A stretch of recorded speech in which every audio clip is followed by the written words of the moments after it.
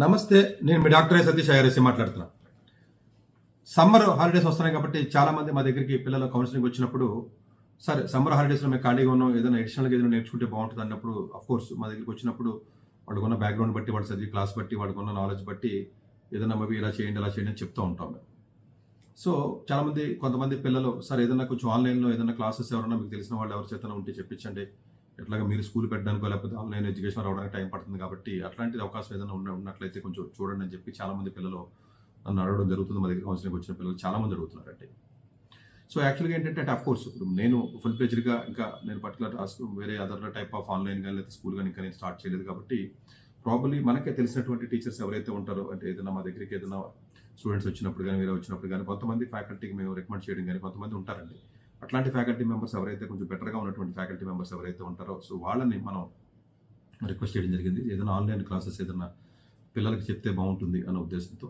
So దాంట్లో బట్టర్గా mathematics అంటే కొంచెం తెలియని విషయం కాదు. ఆ మ్యాథమెటిక్స్ అంటేనే స్పెసిఫిక్గా నా ఫేవరెట్ సబ్జెక్టు. ఎక్కువగా ప్రతి పిల్లవాడిని కూడా మ్యాథమెటిక్స్ కొంచెం బెటర్గా మీరు నాలెడ్జ్ గెయిన్ చేసినట్లయితే రేపు సబ్సిక్వెంట్గా 11th and 12th మీకు ఇబ్బంది ఉండదని చెప్తూ ఉంటాం.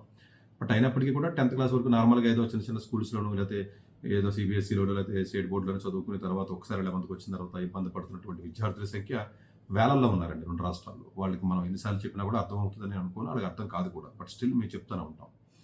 సో ఎందుకంటే conceptual understanding is different, but రెగ్యులర్గా మీరు అకాడమికల్గా చేస్తున్నటువంటి మ్యాథమెటిక్స్ డిఫరెంట్. ఎందుకంటే కొంచెం అండర్స్టాండింగ్ చేసుకోవాలి. ఎక్కువ మంది పిల్లల్లో నేను అబ్జర్వ్ చేసింది ఏంటంటే ఎర్లీ ఏజ్లో కానీ మీరు మ్యాథమెటిక్స్ని కానీ ఆ ఇంట్రెస్ట్ కానీ మీరు పోగొట్టకుండా క్యూరియాసిటీని కానీ మీరు పెంచగలిగినట్లయితే సబ్సిక్వెంట్ ఇయర్స్లో డెఫినెట్గా వాళ్ళకి కొంచెం ఆ స్టామినా కానీ, ఆ స్ట్రెంగ్త్ కానీ, లేకపోతే ఆ ఇంట్రెస్ట్ కానీ, ఆ ఎబిలిటీ కానీ ఆటోమేటిక్గా స్లోగా ఇంప్రూవ్ అవుతూ ఉంటుందండి. సో ఇంప్రూవ్ అవ్వడం అంటే అది ప్రాబ్లమ్ సాల్వింగ్ స్కిల్స్ అనుకోండి, లాజికల్ థింకింగ్ అనుకోండి, లేకపోతే అనలిటికల్ ఎబిలిటీ అనుకోండి. సో ఇదంతా కూడా కొంత అండర్స్టాండింగ్ అనేది చిన్నతనం నుంచి ఇచ్చినట్లయితే అంత చిన్నతనం నుంచి వాళ్ళకి ఆ నెంబర్స్ మీద గ్రిప్ దొరుకుతుంది. బేసికల్గా mathematics is nothing but the numbers, playing with the numbers. So అది కొంచెం ఎర్లీ ఏజ్లో రావాలి కాబట్టి నేను ఏమనుకుంటున్నానంటే 4th క్లాస్ నుంచి 8th క్లాస్ దాకా ఒక పర్టికులర్ ప్యాటర్న్ కింద నేను చేస్తే బాగుంటుంది ఉద్దేశంతో నేను ఫ్యాకల్టీతో మాట్లాడడం జరిగింది. అలాగే 9th సపరేట్గా చేసి అలాగే 10th సపరేట్గా చేస్తున్నాం.